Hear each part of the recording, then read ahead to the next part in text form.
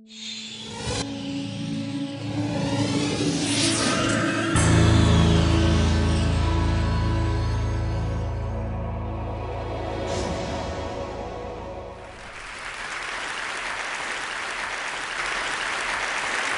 you. I have to tell you, I'm both challenged and excited. My excitement is I get a chance to give something back. My challenge is the shortest seminar I usually do is 50 hours. And I'm not exaggerating. I do weekends, and what I do more than that, obviously, coach people, but I'm into immersion, because how'd you learn language?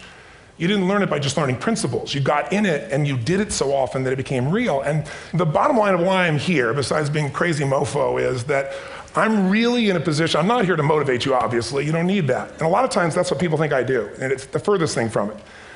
What happens, though, is people say to me, well, I don't need any motivation. And I say, well, that's interesting. That's not what I do. I'm the why guy. I don't know why you do what you do. What is your motive for action?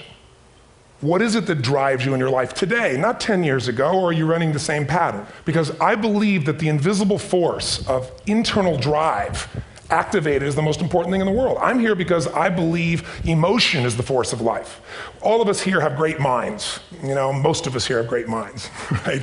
I don't know if I'm in the category, but we all know how to think. And with our minds, we can rationalize anything. We can make anything happen. We can, I agree with what was described a few days ago about this idea that people work in their self-interest. But we all know that that's bullshit at times. You don't work in your self-interest all the time. Because when emotion comes into it, the wiring changes in the way it functions. And so it's wonderful for us to think intellectually about how the life of the world is, and especially those who are very smart. We can play this game in our head, but I really want to know what's driving you. And what I'd like to maybe invite you to do by the end of this talk is explore where you are today for two reasons. One, so that you can contribute more. And two, so that hopefully we can not just understand other people more, but maybe appreciate them more and create the kinds of connections that can stop some of the challenges that we face in our society today. They're only going to get magnified by the very technology that's connecting us, because it's making us intersect. And that intersection doesn't always create the view of everybody now understands everybody and everybody appreciates everybody. So I've had an obsession basically for 30 years. And that obsession has been what makes the difference in the quality of people's lives? What makes a difference in their performance? Because that's what I got hired to do. I got to produce the result now. That's what I've done for 30 years. I get the phone call when the athlete is burning down on national television and they were ahead by 5 strokes and now they can't get back on the course. And I got to do something right now to get the result or nothing matters. I get the phone call when the child is going to commit suicide, and I got to do something right now. And in 29 years, I'm very grateful to tell you I've never lost one in 29 years. It doesn't mean I won't someday, but I haven't done it. And the reason is an understanding of these human needs that I want to talk to you about. So when I get those calls about performance, that's one thing, like how do you make a change? But also, I'm looking to see what is it that's shaping that person's ability to contribute, to do something beyond themselves. So maybe the real question is, you know, I look at life and say there's 2 master lessons. One is there's the science of achievement, which almost everyone in this room has mastered to an amazing extent.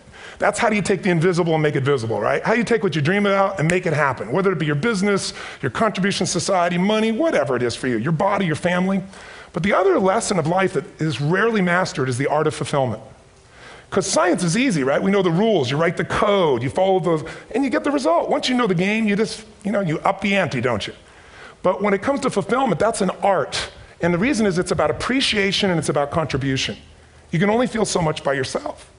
So I've had an interesting laboratory to try to answer the question of the real question, which is what's the difference in somebody's life if you look at somebody like those people that you've given everything to, like all the resources they say they need. You gave them not a $100 computer, you gave them the best computer. You gave them love, you gave them joy, you were there to comfort them. And those people very often, and you know some of them I'm sure, end up the rest of their life with all this love, education, money, and background, spending their life going in and out of rehab. And then you meet people that have been through ultimate pain, psychologically, sexually, spiritually, emotionally abused, and not always, but often they become some of the people that contribute the most to society. So the question we got to ask ourselves really is, what is it? What is it that shapes us? And we live in a therapy culture. Most of us don't do that, but the culture is a therapy culture. And what I mean by that is the mindset that we are our past. And everybody in this room, you wouldn't be in this room if you bought that theory, but most of society thinks biography is destiny. The past equals the future. And of course it does if you live there. But what people in this room know, and what we have to remind ourselves though, because you can know something intellectually, you can know what to do and then not use it, not apply it. So really what we got to remind ourselves is decision is the ultimate power.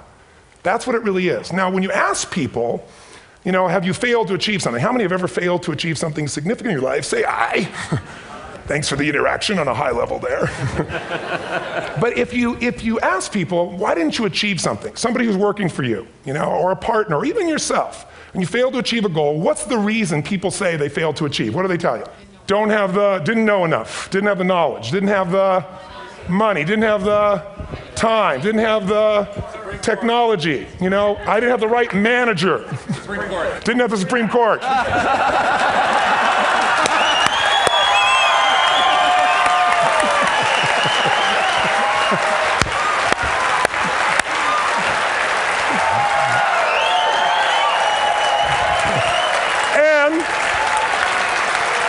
And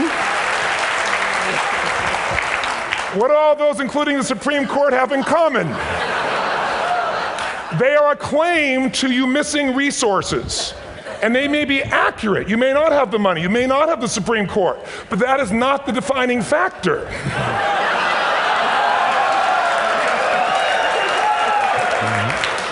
And you correct me if I'm wrong.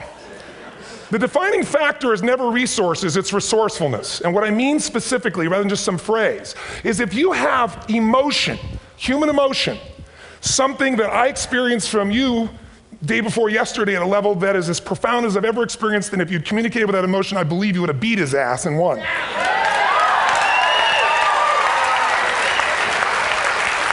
But how easy for me to tell him what he should do. Idiot, Robbins. But I know when we watched a debate, at that time, there were emotions that blocked people's ability to get this man's intellect and capacity and the way they came across to some people in that day. Because I know people that wanted to vote in your direction and didn't, and I was upset. But there was emotion that was there. How many know what I'm talking about here? Say I. So emotion is it, and if we get the right emotion, we can get ourselves to do anything. We can get through it. If you're creative enough, playful enough, fun enough, can you get through to anybody, yes or no? If you don't have the money, but you're creative and determined enough, you find the way. So this is the ultimate resource, but this is not the story that people tell us, right? The story people tell us is a bunch of different stories. They tell us we don't have the resources, but ultimately, if you take a look here, flip it up if you would. They say, what are all the reasons they have in common? We've said that. Next one, please. He's broken my pattern, that son of a bitch. But I appreciated the energy, I'll tell you that. What determines your resources? We've said decisions shape destiny, which is my focus here. If decisions shape destiny, what determines it is 3 decisions. What are you going to focus on? Right now, you have to decide what you're going to focus on. In this second, consciously or unconsciously, the minute you decide to focus on something, you've got to give it a meaning. And whatever that meaning is produces emotion. Is this the end or the beginning? Is God punishing me or rewarding me, or is this the roll of the dice? And emotion then creates what we're going to do, or the action. So think about your own life, the decisions that have shaped your destiny. And that sounds really heavy, but in the last 5 or 10 years, 15 years, haven't there been some decisions you've made that if you made a different decision, your life would be completely different? How many can think of one, honestly? Better or worse? Say I. So the bottom line is maybe it was where to go to work and you met the love of your life there. Maybe it was a career decision. I know the Google geniuses I saw here. I mean, I understand that their decision was to sell their technology at first. What if they made that decision versus to build their own culture? How would the world be different? How would their lives be different? Their impact. The history of our world is these decisions. When a woman stands up and says, no, I won't go to the back of the bus, she didn't just affect her life. That decision shaped our culture. Or someone standing in front of a tank. Or being in a position like Lance Armstrong and someone says to you, you got testicular cancer. That's pretty tough for any male, especially if you ride a bike. Right? You got it in your brain, you got it in your lungs. But what was his decision of what to focus on? Different than most people. What did it mean? It wasn't the end, it was the beginning. What am I gonna do? He goes off and wins 7 championships he never won once before the cancer because he got emotional fitness, psychological strength. That's the difference in human beings that I've seen of the 3 million I've been around. Because that's what my lab. I've had 3 million people from 80 different countries that I've had a chance to interact with over the last 29 years. And after a while, patterns become obvious. You see that South America and Africa maybe connect in a certain way, right? Other people say, oh, that sounds ridiculous. It's simple. So what shaped Lance, what shapes you? 2 invisible forces, very quickly. 1, state. We all have had times. Have you had a time you did something and after you did it, you thought to yourself, I can't believe I said that. I can't believe I did that. That was so stupid. Who's been there? Say aye. Have you ever done something after you do it, you go, that was me. right? It wasn't your ability, it was your state. Your model of the world is what shapes you long term. Your model of the world is the filter. That's what's shaping us. That's what makes people make decisions. When we want to influence somebody, we got to know what already influences them. And it's made up of three parts, I believe. First, what's your target? What are you after? Which I believe it's not your desires. You can get your desires to goals. How many of you got a goal or desire and thought, is this all there is? How many have been there? Say aye. So it's needs we have. I believe there are 6 human needs. Second, once you know what the target that's driving you is and you uncover it for the truth, you don't form it, you uncover it. Then you find out what's your map. What's the belief systems that are telling you how to get those needs? Some people think the way to get those needs is destroy the world. Some people is to build something, create something, love someone. And then there's the fuel you pick. So very quickly, 6 needs, let me tell you what they are. First one, certainty. Now these are not goals or desires, these are universal. Everyone needs certainty that they can avoid pain, at least be comfortable. Now how do you get it? Control everybody, develop a skill, give up, smoke a cigarette. And if you got totally certain, ironically, even though we all need that, like if you're not certain about your health or your children or money, you don't think about much more. You're not sure the ceiling's gonna hold up, you're gonna listen to any speaker. But while we go for certainty differently, if we get total certainty, we get what? What do you feel if you're certain? You know what's gonna happen, when it's gonna happen, how it's gonna happen, what would you feel? Bored out of your mind. So God, in her infinite wisdom, gave us a second human need, which is uncertainty. We need variety. We need surprise. How many of you here love surprises? Say aye. Bullshit. You like the surprises you want. The ones you don't want, you call problems, but you need them.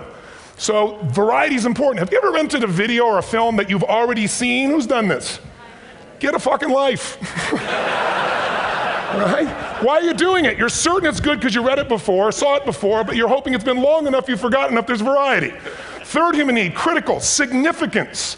We all need to feel important, special, unique. You can get it by making more money. You can do it by being more spiritual. You can do it by getting yourself in a situation where you put more tattoos and earrings in places humans don't want to know.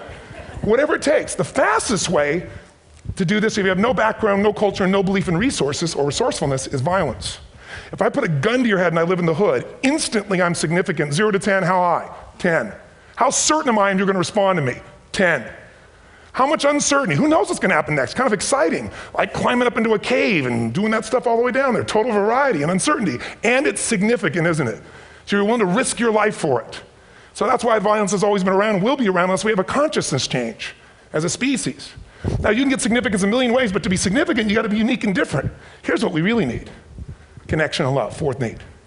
We all want it. Most people settle for connection because love's too scary. Don't want to get hurt. Who here has ever been hurt in an intimate relationship? Say aye. If you don't raise your hand, you'll have had other shit too, come on. And you're going to get hurt again. Aren't you glad you came to this positive visit? But here's what's true, we need it. We can do it through intimacy, through friendship, through prayer, through walking in nature. If nothing else works for you, get a dog. Don't get a cat, get a dog, because if you leave for 2 minutes, it's like you've been gone for 6 months when you show back up again 5 minutes later, right? Now these first 4 needs, every human finds a way to meet. Even if you lie to yourself, even if you have split personalities. But the last 2 needs, the first 4 needs are called the needs of the personality, is what I call it. The last 2 are the needs of the spirit. And this is where fulfillment comes. You won't get fulfillment from the first 4. You'll figure a way, smoke, drink, do whatever, meet the first 4. But the last 2, number 5, you must grow. We all know the answer here. If you don't grow, you what? If a relationship's not growing, if a business is not growing, if you're not growing, it doesn't matter how much money you have, how many friends you have, how many people love you, you feel like hell. And the reason we grow, I believe, is so we have something to give of value. Because the 6th need is to contribute beyond ourselves. Because we all know, corny as it sounds, the secret to living is giving. We all know life's not about me, it's about we. This culture knows that, this room knows that. And it's exciting. When you see Nicholas up here talking about his $100 computer, the most passionate, exciting thing is here's a genius, but he's got a calling now. You can feel the difference in him, and it's beautiful. And that calling can touch other people. In my own life, my life was touched because when I was 11 years old, Thanksgiving, no money, no food, and we're not gonna starve, but my father was totally messed up. My mom was letting him know how bad he messed up. And somebody came to the door and delivered food. My father made 3 decisions. I know what they were briefly. His focus was, this is charity. What does it mean? I'm worthless. What do I gotta do? Leave my family, which he did. The time, one of the most painful experiences of life. My 3 decisions gave me a different path. I said, focus on, there's food, what a concept, you know? Second, but this is what changed my life. This is what shaped me as a human being. Somebody's gift, I don't even know who it is. I thought, my father always said, no one gives a shit. And all of a sudden, somebody I don't know, they're not asking for it, this is giving our family food, looking out for us. It made me believe this. What does it mean? That strangers care. And what that made me decide is if strangers care about me and my family, I care about them. What am I gonna do? I'm gonna do something to make a difference. So when I was 17, I went out one day on Thanksgiving. It was my target for years, have enough money to feed 2 families. Most fun thing I ever did in my life, most moving. Then next year I did 4, and I didn't tell anybody what I was doing. Next year, 8. I wasn't doing it for brownie points, but after 8, I thought, shit, I could use some help. So sure enough, I went out, and what did I do? I got my friends involved, and I grew companies, and then I got 11 companies, and I built the foundation. Now, 18 years later, I'm proud to tell you, last year we fed 2 million people in 35 countries through our foundation, all during the holidays, Thanksgiving, Christmas, in all the different countries around the world. It's been fantastic. Thank you. So I don't tell you that to brag, I tell you because I'm proud of human beings because they get excited to contribute once they've had the chance to experience it, not talk about it. So finally, I'm about out of time, the target that shapes you, here's what's different about people. We have the same needs, but are you a certainty freak? Is that what you value most, or uncertainty? This man here couldn't be a certainty freak if he climbed through those caves. Are you driven by significance or love? We all need all 6, but whatever your lead system is tilts you in a different direction. And as you move in a direction, you have a destination or destiny. The second piece is the map. Think of that as the operating system tells you how to get there. And some people's map is, I'm gonna save lives even if I die for other people, and they're a fireman. Somebody else says, I'm gonna kill people to do it. They're trying to meet the same needs of significance, right? They want to honor God or honor their family, but they have a different map. And there are 7 different beliefs. I can't go through them because I'm done. The last piece is emotion. I say one of the parts of the map is like time. Some people's idea of a long time is 100 years. Somebody else says is 3 seconds, which is what I have. And the last one I've already mentioned that felt you. If you got a target and you got a map, and let's say, I can't use Google because I love maps, and they haven't made it good for Macs yet. So if you use MapQuest, how many have made this fatal mistake of using MapQuest at some time? You use this thing and you don't get there. Well, imagine if your beliefs guarantee you can never get to where you want to go. The last thing is emotion. Now here's what I'll tell you about emotion. There are 6,000 emotions that we all have words for in the English language, which is a linguistic representation, right? It changes by language. But if your dominant emotions, if I have more time, I have 20,000 people or 1,000, and I have them write down all the emotions that they experience in an average week. And I give them as long as they need. And on one side they write empowering emotions, the other is disempowering. Guess how many emotions people experience? Less than 12. And half of those make them feel like shit.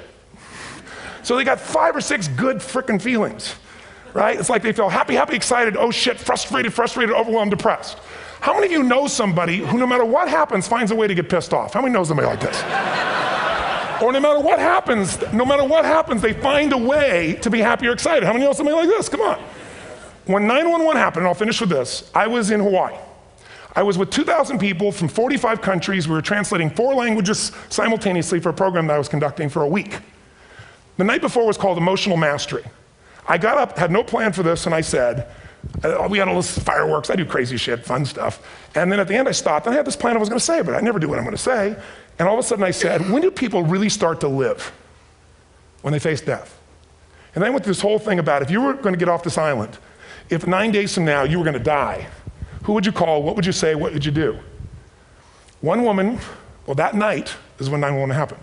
One woman had come to the seminar, and when she came there, her previous boyfriend had been kidnapped and murdered. Her friend, or her new boyfriend, wanted to marry her, and she said no. He said, if you leave and go to that Hawaii thing, it's over with us. She said it's over. When I finished that night, she called him and left a message, true story, at the top of the World Trade Center where he worked, saying, honey, I love you. I just want you to know, I want to marry you. It was stupid of me. She was asleep, because it was 3 a.m. for us, when he called her back from the top and said, honey, I can't tell you what this means. He said, I don't know how to tell you this, but you give me the greatest gift, because I'm going to die. And she played the recording for us in the room. She was on Larry King later. And he said, you're probably wondering how on earth this could happen to you twice. And he said, all I can say to you is, this must be God's message to you, honey. From now on, every day, give your all, love your all. Don't let anything ever stop you. She finishes, and a man stands up and he says, I'm from Pakistan, I'm a Muslim. I'd love to hold your hand and say I'm sorry, but frankly, this is retribution. I can't tell you the rest because I'm out of time.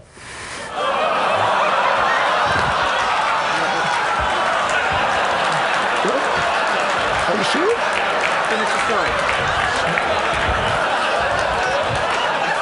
10 seconds.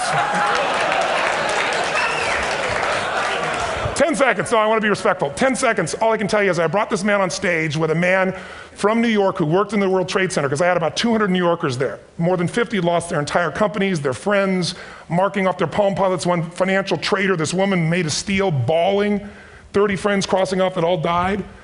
And what I did to people said, what are we going to focus on? What does this mean, and what are we going to do? And I took the group and got people to focus on, if you didn't lose somebody today, your focus is going to be how to serve somebody else. There are people, the woman got up and she was so angry and screaming and yelling. And she wasn't from New York, she's not an American, she doesn't know anybody here.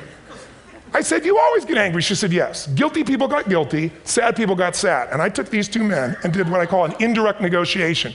Jewish man with family in the occupied territories from New York who would have died if he was at work that day.